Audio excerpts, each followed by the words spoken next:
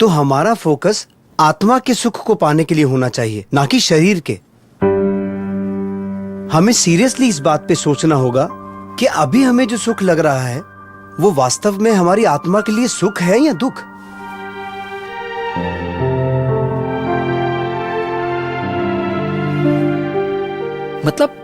मतलब सुबोध ये कहना चाहते हैं कि हम जिसे सुख मानते हैं वो असल में सुख नहीं है।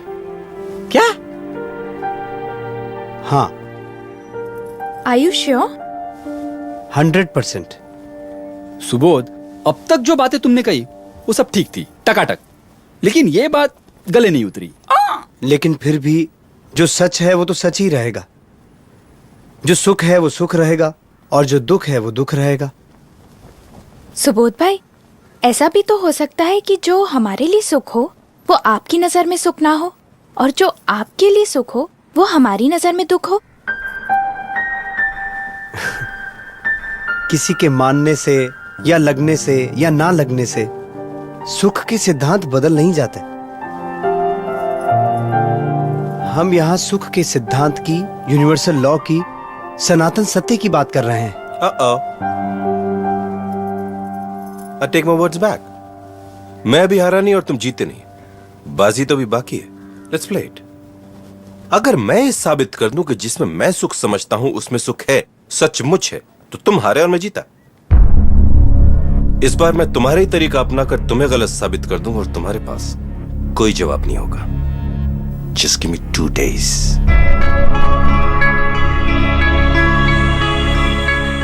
सर, वो पहले से ही डिफरेंट है। बचपन में ही उनकी माँ गुजर गई और पिताजी के साथ उनकी सोच नहीं मिलती। मुझे सुबोध के दोस्तों के और उनके कलीग्स के नाम और फोन नंबर्स मिल सकते हैं? He is a religious man.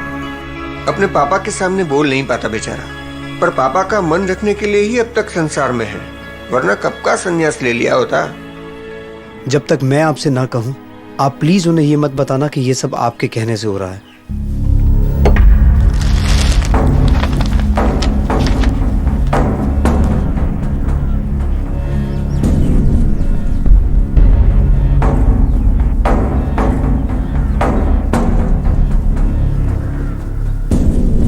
Welcome, Subodh.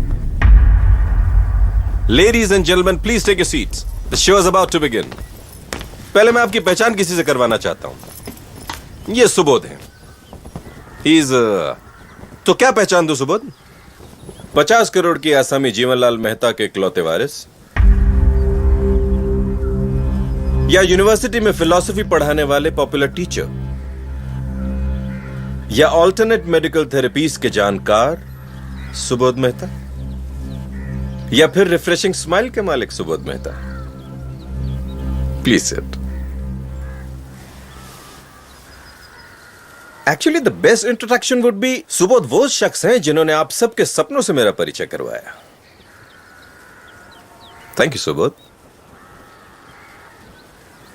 वैसे सुबोध, एक आदमी का परिचय मैं तुमसे भी कराना चाहूंगा जिसने तुम्हारे लिए बहुत सारे सपने देखे।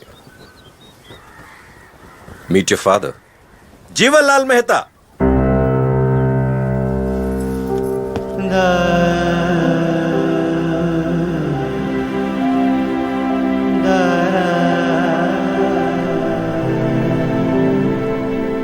प्लीज आइए sir. If you want your son back, the best way is to change his belief. Help me do that. आइए सर, प्लीज। Thank you. आज से कुछ 17-18 दिन पहले सुबोध हमारी जिंदगी में आए उम्मीद की किरण बनकर, कि वो हमारे पिता की इच्छा पूरी करने में हमारी मदद करेंगे। और उनका ट्रीटमेंट देखकर हमारी उम्मीद सचमुच बढ़ गई थी। बस ये एक ही ऐसी चीज है जिसमें फेल हुए। बाकी इनके आने से हमारी जिंदगी में काफी उथल पुथल पैदा हुई है, और इनके आने से जो सवाल खड़े हुए, उन्होंने मेरी रातों की नींद और मेरी वाइफ के साथ मेरी अंडरस्टैंडिंग दोनों खराब कर दी। और जो सवाल खड़े हुए उनमें से पहला है कि मेल्स कौन भेजता है? उसका जवाब है श्रीमान सुबोध मेहता खुद। दूसरा सवाल है कि ऐसा क्यों करते हैं? उसका जवाब है आत्मा के एग्जिस्टेंस को प्रूव करना चाहते हैं और हम सबको यह समझाना चाहते हैं कि जिसे हम सुख समझते हैं वो सुख नहीं है, सुख की भ्रमणा है, जिसमें से आत्मा वाला पार्ट तो हम मान चुके हैं और दूसरा पार्ट गलत है, यह मैं साबित कर दूंगा। तो आज मैं साबित कर दूंगा कि तुम्हारी बिलीफ गलत है। सुख को भ्रमणा समझना तुम्हारी भूल है। याद है तुम्ही ने कहा था सपनों से भर दो कमरा फुल, फिर एक चीज मिलेगी वंडरफुल, और वो वंडरफुल चीज थी अर्ज ऑफ हैप्पीनेस। उसी हैप्पीनेस का कमाल दिखाता हूं। मिस्टर गुड बोले। Yes sir. प्लीज आइए। हाँ। ये लीजिए। कैसा लग रहा है? हेवन। Thank you.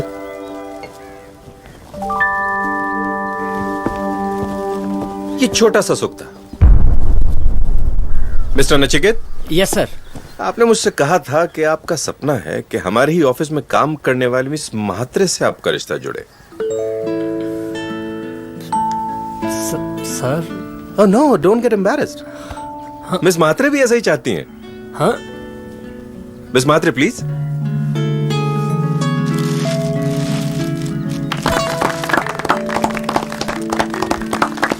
देखिए इनकी आंखों में प्यार देखिए, खुशी देखिए। मिस्टर श्रीनिवासन। यस सर, मेरा घर का सपना पूरा होने जा रहा है। अब आप छोटी सी चौल में नहीं रहेंगे। मेरी ऑफिस के नई ब्रांच में आप मैनेजर होंगे। आपकी सैलरी 85,000 रुपीज से बढ़ाकर 1,15,000 की जाती है और आपकी 10 साल की सेवा को ध्यान में रखते हुए आपको इंटरेस्ट फ्री लोन दिया जा रहा है 15 लाख रुपए का। Thank you sir, thank you, thank you. No no no, don't thank me, you fully deserve it. Please sit. हाँ तो mister Subodh Mehta, now prove it to me that I'm wrong. ये सब लोग जो इस समय अनुभव कर रहे हैं सुख का, वो सुख नहीं, ये भ्रम है। Prove it. और मैं कहीं सुनी नहीं, खुद के अनुभव की बात कर रहा हूं, और सिर्फ मेरी या इन लोगों की नहीं, इस दुनिया के मैक्सिमम लोगों की बात कर रहा हूं। इस सुख को कैसे झुठला सकते हैं आप?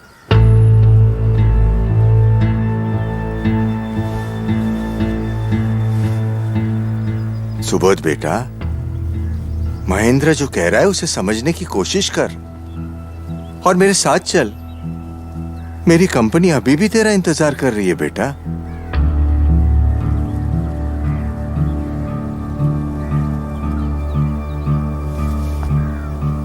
फर्स्ट ऑफ ऑल मेरे पापा को यहाँ लाने के लिए तुम्हें थैंक्स बोलना चाहूंगा महेंद्र। You're welcome. यहाँ हो सकता है पापा मेरे मन की बात सुने और उसे समझने की कोशिश करें। अगर तुम सही साबित हुए तो। अगर मैं गलत साबित हुआ तो आपकी इच्छा जरूर पूरी होगी पापा। मैं आपकी कंपनी ज्वाइन कर लूंगा। पर कहीं मेरी बात अगर सही साबित हुई तो महेंद्र तुम भी अपनी जिद छोड़कर अपने पापा की इच्छा पूरी करना। कौन सी इच्छा? वो मैं तुम्हें बाद में बताऊंगा। मेरा सपना साकार हो रहा है। अभी कहूंगा तो तुम्हें ऐसा लगेगा कि अपना पॉइंट ऑफ व्यू स्ट्रांग करने के लिए तुम्हारे पापा का सहारा लिया, और मैं ये चाहता हूं कि आप मेरी बात से तभी सहमत हो जब आपको मेरी बात सही लगे। हालांकि मुझे पता है कि यह काम मुश्किल है, पॉपुलर बिलीफ से एकदम ही विपरीत है, और मेरी बात सही लगे तो भी शायद अच्छी ना लगे, ऐसे भी चांसेस हैं। लेकिन कोई बात अगर सच्ची हो तो उसमें इतनी ताकत अपने आप आ जाती है कि वो सबके दिलो दिमाग पर असर छोड़ जाती है। और मैं सुख की ऐसी ही ठोस सच्चाई से अपनी बात शुरू करना चाहूंगा।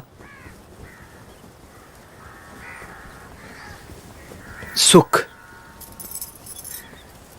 एक ऐसी वंडरफुल और मजेदार फीलिंग है कि हम उससे कभी अलग होना नहीं चाहते। सुख की चाह हमेशा हमारे दिलो दिमाग पर छाई रहती है। सपनों से भर दो कमरा फुल, फिर एक चीज मिलेगी wonderful. The urge of happiness in every living being. तो क्या सुख की सर्वमान्य व्याख्या ऐसी कर सकते हैं कि सुख वही है जिससे हम कभी ऊब ना जाएं, कभी जी ना भरे? Agreed. पापा, हाँ, एवरीबडी,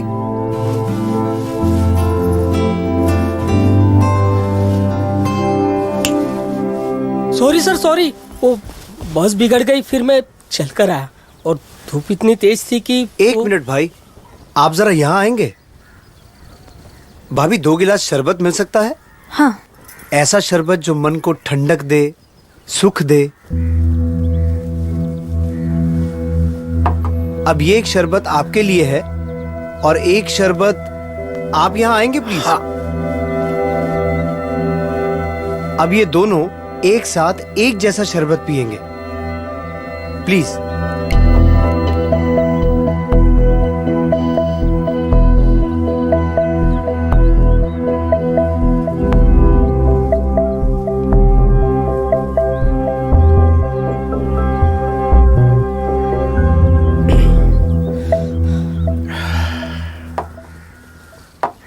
अब इन दोनों में से किसको ज्यादा सुख मिला? ऑफ कोर्स प्यून को ही ज्यादा सुख का एहसास होगा क्योंकि वो धूप से आया है। गौर करना, चीज वस्तु एक जैसी ही है, क्वालिटी भी एक ही है, फिर भी सुख की मात्रा में फर्क है। बता सकते हैं क्यों? सिंपल है, मैं यहाँ छाव में बैठा था इसलिए मुझे शरबत की प्यास कम थी, और ये धूप से आए तो। Sorry to interrupt.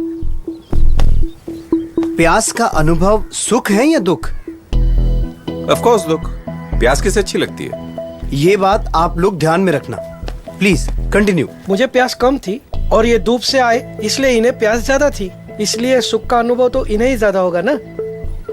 तो क्या हम ये कह सकते हैं कि शरबत एक जैसा होने पर भी जिसको सुख का ज्यादा अनुभव करना है, उसे पहले लंबे समय तक प्यासा रहकर अपनी प्यास का दुख बढ़ाना पड़ेगा? नहीं नहीं, तुम तो नेगेटिव पॉइंट ऑफ व्यू से इस बात को देख रहे हो। इसमें नेगेटिव या पॉजिटिव पॉइंट ऑफ व्यू की बात ही नहीं है कैनल। मैं तो यूनिवर्सल लॉज की ही बात कर रहा हूं। बताओ, मैं सही हूं? करेक्ट। तो अब इस सुख की बुनियाद क्या है? शरबत या प्यास का दुख? उसकी प्यास का दुख। अरे भाई कम या ज्यादा, लेकिन शरबत से सुख का अनुभव तो हुआ ना। मतलब तुम्हारे हिसाब से शरबत हमेशा सुख ही देगा, दुख नहीं, राइट? ठीक है, भाभी सर के लिए एक शरबत और लाना प्लीज। नहीं नहीं, अब प्यास नहीं है। अरे, प्यास का दुख खत्म होते ही इनका मुंह तो बिगड़ गया। पर मुंह बिगड़े तो बिगड़े, हम तो इन्हें सुख देना चाहते हैं, इसलिए हम तो इन्हें थोड़ा और शरबत पिलाएंगे प्लीज। सुबोध रहने दे, उसे तकलीफ हो रही है। मगर शरबत तो okay okay, I am convinced. मतलब जितना प्यास का दुख उतना ही सुख, उसके बाद तो उल्टा उसी से दुख।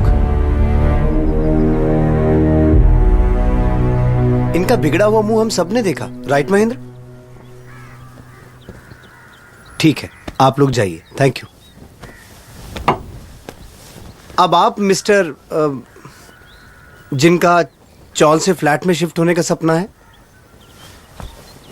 यहां और कोई है जो झोपड़े में रहता है? हाँ, मैं। आप खुश हैं झोपड़े में? नहीं साहब, घर एक हो पर घर पक्का हो, इसीलिए मेहनत कर रहा हूँ। तो जब तक घर पक्का बन नहीं जाता, उसकी इच्छा आपको सुख देती है या दुख? दुख। बैठिए।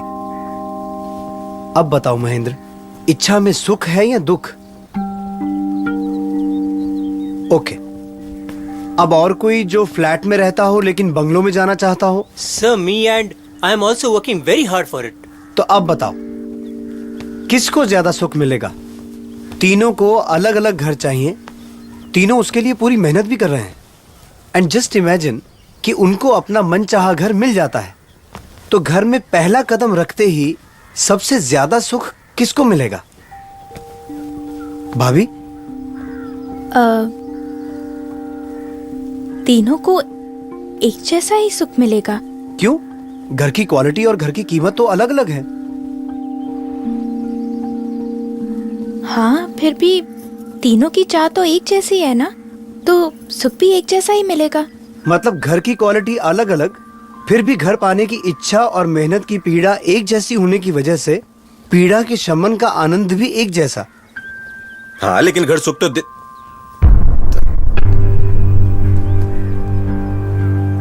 नहीं। Go on, you right. Mahendra, साधनों से सुख मिलता ही नहीं है ऐसा नहीं कह रहा हूँ, लेकिन सारे सुखों की बुनियाद दुख ही है। गौर करना। नाउ मिस्टर आशिक, सॉरी, आपकी पर्सनल लाइफ में मुझे दखल नहीं देना चाहिए, पर क्या ये प्यार वाला अनुभव आपको पहली बार हुआ है? हिचकिचाइए मत। देखिए, रिलेशन में जितनी ऑनेस्टी होगी वो उतना मजबूत बनेगा। बोलिए। जी, इससे पहले मेरा एक अफेयर था। तो क्या उस वक्त भी आपको ऐसी ही फीलिंग हुई थी? हाँ। या फिर इससे भी अच्छी, क्योंकि वो फर्स्ट लव था? शायद, हाँ। सॉरी, थोड़ा और इंटरफेयर कर रहा हूं, लेकिन क्या आपको भी हर प्रेमी की तरह अपनी गर्लफ्रेंड के साथ मिलना, लंबी लंबी बातें करना, साथ घूमना फिरना, साथ रहना अच्छा लगता था? हाँ। और जब ब्रेकअप का समय आया तो एक वक्त ऐसा भी आया होगा कि जिस गर्लफ्रेंड के साथ आपने सुख की कल्पना की थी, अब उसकी प्रेजेंस भी आपको इरिटेट करती हो? मगर वो नहीं, आपके ब्रेकअप के जेन्युइन रीजंस होंगे। आप पर डाउट करके आपकी छवि को बिगाड़ना मेरा उद्देश्य नहीं है। मैं सिर्फ इस बात में सुख कहां से ओरिजिनेट हो रहा है ये ढूंढने की कोशिश कर रहा हूं। तो वो इरिटेशन वाला स्टेज आया था आपके रिलेशन में? हाँ। Thank you. सॉरी। यानी क्या हम ये कह सकते हैं पापा कि यहाँ व्यक्ति वही, एक्टिविटीज वही, लेकिन मन बदल गया तो उसी व्यक्ति का मिलन अब दुख का कारण बन गया? हाँ।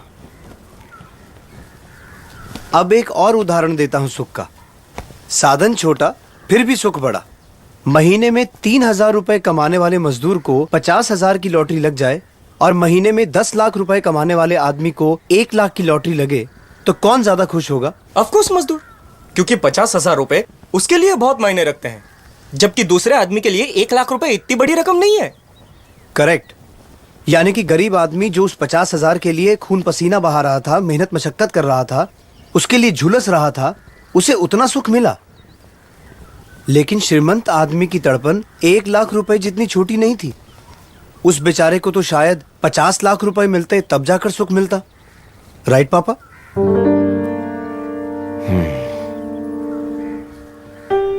मतलब पेन रिलीफ का प्रोसेस ही सुख बन के रह गया है।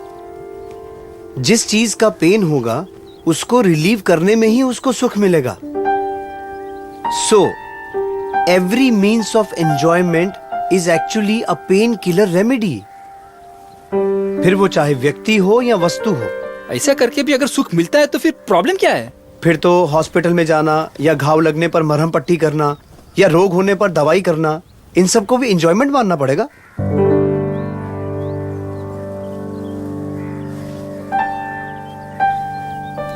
अब एक उदाहरण और देना चाहता हूं, जहां व्यक्ति एक है, चीज एक है, पर सुख अलग अलग है। वो सर कहां है जिन्हें रसगुल्ले में हेवन दिखा? Yes sir. लीजिए। हाँ।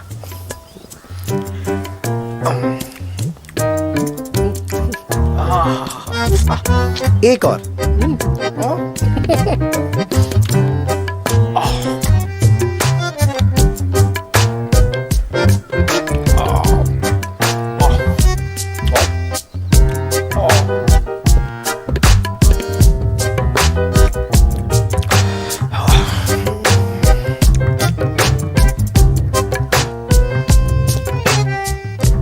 एक और लीजिए। नहीं बस। प्लीज। एक और। नहीं साहब, उल्टी हो जाएगी। श्योर नहीं चाहिए? नहीं सर। ठीक है, थैंक यू, आप बैठिए। मतलब जैसे जैसे तृष्णा का दुख घटता गया, सुख भी घटता गया, और जैसे ही तृष्णा का दुख गायब, सुख भी गायब, उल्टा दुखदायक बन गया। इससे प्रूव होता है कि सारे भौतिक सुख वस्तु आधारित या व्यक्ति आधारित नहीं, बल्कि दुख आधारित होते हैं। अगर भौतिक सुखों को पाना है तो पहले दुखों को जमा करना पड़ता है, प्यास और तृष्णाओं में झुलसना पड़ता है, तब कहीं जाकर उस दुख को हल्का करने का प्रोसेस एंजॉयमेंट बन पाएगा। अब बताइए, ऐसे भ्रामक सुखों के पीछे दौड़ते दौड़ते क्यों अपना सारा जीवन यूं ही गवा देना? नहीं, यूं ही कैसे? जो लोग सक्सेसफुल होते हैं, मेहनत, बुद्धि और लगन से सक्सेस हासिल करते हैं, उनके जीवन को यूं ही गवा देना कैसे कह सकते हैं? ठीक है, एक नजर ऐसे सक्सेसफुल लोगों की जिंदगी पर भी डाल लेते हैं। होता यह है कि बचपन में खिलौनों में सुख दिखता है, थोड़ी समझ आते ही दुनिया को नए नजरिए से देखने लगते हैं। तब खिलौने छोड़कर यार दोस्त, होटल, सिनेमा, प्यार, मोहब्बत, इन सब में ही दुनिया भर का सच्चा सुख है ऐसा मानने लगते हैं। पर मैच्योरिटी आते ही सेफ एंड सिक्योर भविष्य में सुख नजर आने लगता है। फिर डिग्री, नौकरी, बिजनेस, बीवी बच्चे, परिवार, ये सब जमाने में ही सही सुख लगता है। ये सब मिलता है तो अगली स्टेज में best in business and best in society बनने की कोशिश रहती है। और जैसे तैसे मेहनत, मशक्कत, टेंशन, रिजेक्शन, एडजस्टमेंट, ये सब करते करते सब पा भी लें तो तब तक उम्र निकल जाती है, शरीर लड़खड़ाने लगता है। तब परिवार से सच्चा सुख मिलेगा ये सोचते हैं, पर तब तक तो उनकी अपनी सुख पाने की यात्रा शुरू हो चुकी होती है। उसमें चाहते हुए भी वो आपको कितना समय दे पाएंगे? अब बताओ महेंद्र, इस पूरी जीवन यात्रा में कहीं भी किसी भी वस्तु या व्यक्ति की वजह से कहीं भी ऐसा सुख मिलता है जिससे हम कभी ऊब ना जाएं, जिससे कभी जी ना भरे? ऐसा सुख मिलता है?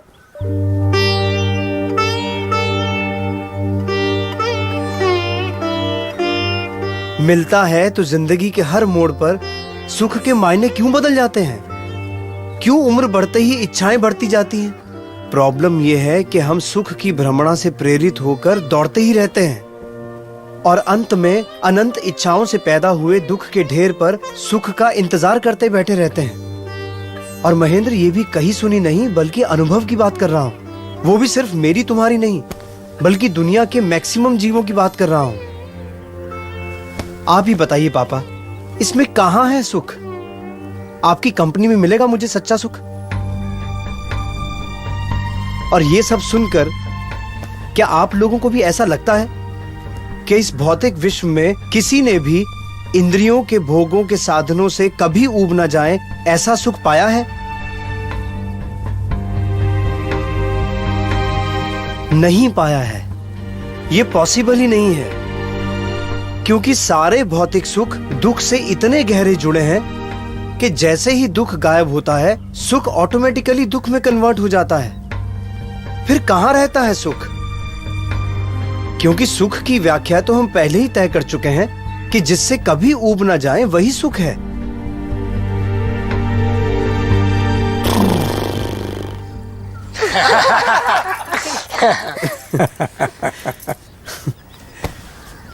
आई नो बाबू भाई, तकलीफ होती है। अच्छा नहीं लगता जब कोई आपके जीवन भर के बिलीफ को तोड़ दे, झुठला दे। पर सच को नजरअंदाज करोगे तो बेवकूफी होगी। I know it is difficult. हमारी बुद्धि उसे मान भी ले, लेकिन ईगो उसे स्वीकारती नहीं है। पर भ्रमणाओं में जीने में नहीं, सत्य को स्वीकारने में ही समझदारी है। He is right. ये महेंद्र बाबूजी बोले। बाबूजी, अरे सुबह, thank you very much, thank you very much. अरे वाह, चमत्कार हो गया। बापूजी,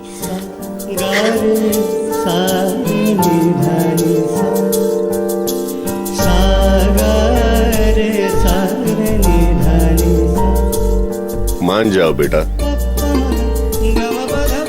वरना मेरी जैसी हालत होगी। ये देखो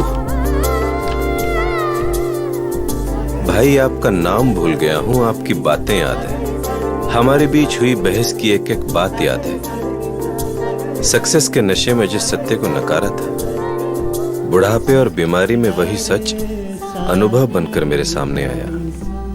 उस वक्त खुले हृदय से इस बात को स्वीकार लेता तो आज शायद ये नौबत ही नहीं आती। खैर, मैं चाहता हूं कि जो गलती मैंने की वो मेरे बच्चे ना करें और अपने जीवन को पशु समान बनाकर ना गंवाएं। क्या आप मेरा इतना काम कर सकते हैं? मेरे बच्चों को वही बात समझा सकते हैं जो आपने मुझे समझाई थी? प्लीज। कुछ साल पहले इंसिडेंटली हमारी मुलाकात हुई थी।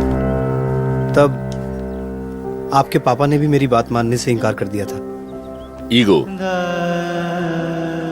पर जैसे जैसे वक्त बीतता गया, मुझे लगने लगा कि मैं दुखों के ढेर पर बैठकर सुख का इंतजार कर रहा हूं मैं। और वो ये नहीं चाहते थे कि आप सबकी दशा भी ऐसी ही हो, इसलिए उन्होंने मुझे यहां बुलाया। अगर ये सच है तो भी कितना रूखा सच है। सब छोड़ दो, संसार छोड़ दो, सब झूठा है, मोह माया है। तो क्या सच है? सुख कहाँ है? I mean, करना क्या है? मैंने पहले ही कहा था कि मेरी बात सच्ची लग भी जाए तो भी अच्छी नहीं लगेगी, क्योंकि सच्चे सुख का स्वाद चखा नहीं अब तक। एक चेन स्मोकर सिगरेट छोड़ेगा तो कुछ दिन तक आकुल व्याकुल हो ही जाएगा, कहीं मन नहीं लगेगा उसका। ऐसा ही है ये। जन्मों जन्म से सुख की भ्रमणा को ही सुख समझने की आदत पड़ चुकी है। बिलीव मी, जिस दिन सच्चे आत्मिक सुख की अंश मात्र भी अनुभूति हो जाएगी, ये सारे सुख आपको फीके लगने लगेंगे। असल में ये बात रूखी नहीं है, आप जिसे सुख समझते हैं वो रूखा है, इनफैक्ट डेंजरस है। कितने संघर्षों के बाद क्षण भर का सुख और सहनी पड़ती है युगों की यातना। बार बार लगातार जीवन और मृत्यु की पीड़ा, कीड़े मकोड़े घास फूस बनकर पैरों तले रौंदे कुचले जाएंगे। पेड़ पौधे बनकर सर्दी बारिश धूप सहते हुए सालों तक एक ही जगह जबरदस्ती खड़े रहना पड़ेगा। कुत्ते बिल्लियों वन्य प्राणियों की तरह हर पल अपने सर्वाइवल के लिए संघर्ष करना पड़ेगा। असह्य दुखों से भरे नरक का मुंह भी देखना पड़ेगा। सारी की सारी योनियों में बार बार लगातार जीवन और मृत्यु की पीड़ा हो, क्या ऐसा सुख डेंजरस नहीं है? अरे वास्तव में तो यहां दुखों को छोड़ने की बात है, सब कुछ छोड़ने की नहीं। ईर्ष्या को छोड़ना है, मैत्री को पाना है। क्रोध छोड़ना है, क्षमा को पाना है। भय चिंता छोड़कर स्वस्थता और निर्भीकता को पाना है, क्योंकि सचमुच में तो यही सब अंदर के दुख हैं। लेकिन इन सब सुनहरी बातों से अंत में क्या पाना है? आनंदमय जीवन को ही पाना है। धर्म शास्त्रों के सहारे जीवन दिशा को ढूंढें तो आत्मा के गुणों का ऐश्वर्य, परम तृप्ति और निर्दोष आनंद की ओर यात्रा शुरू हो जाएगी। कैसा हो अगर सुख किसी वस्तु या व्यक्ति पर आधारित ना हो, अपना हो, अपने अंतर से उभरता हो। कैसा हो अगर सुख किसी काम, क्रोध, अहंकार और अपेक्षाओं की भ्रमणाओं के आधार पर ना हो। सच्चा हो, सहज हो, बिना किसी प्रयत्न के हो।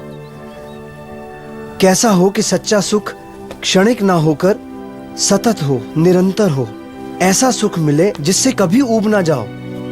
रसगुल्ला हो या राज संपत्ति, आदमी उससे ऊब ही जाता है, फिर आगे किसी और चीज में सुख ढूंढने की कोशिश करता है। लेकिन हमारी आत्मा में ऐसा सुख हो जिससे कभी जी ना भरे,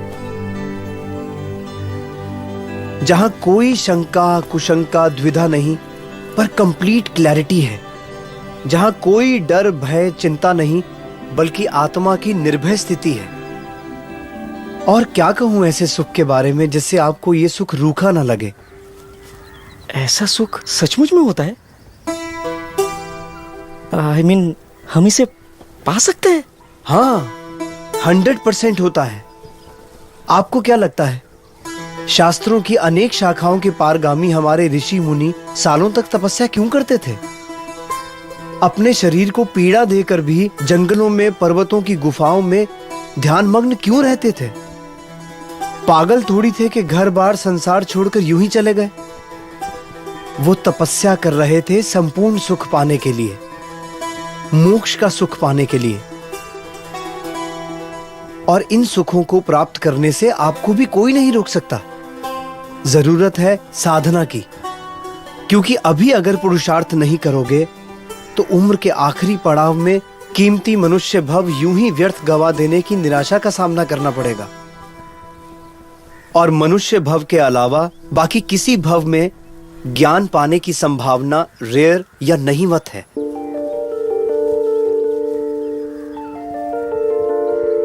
आपको क्या करना है महेंद्र, सोच लो।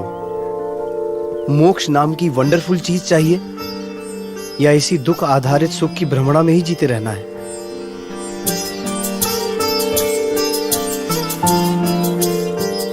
तय आपको करना है। मैं क्या कहूं? अब कुछ कहने को छोड़ा ही कहां है आपने। ऑब्वियसली सॉरी बोलना तो बनता ही है। सो आई एम सॉरी।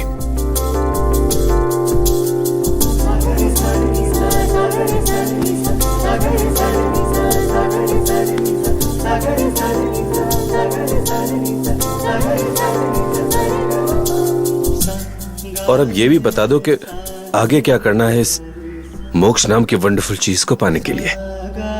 मोक्ष शिखर तक पहुंचने के लिए ज्ञान के ऐसे कितने स्तर पार करने होंगे, उन्हें पार करने की तरकीब क्या है, और एक एक स्तर पार करने से क्रमशः कैसे आत्मा का दुख घटता जाएगा और सुख बढ़ता जाएगा, ये सब देखना समझना हो तो पधारिए सत्य शोधक दृष्टि से पूर्ण ज्ञान की यात्रा में।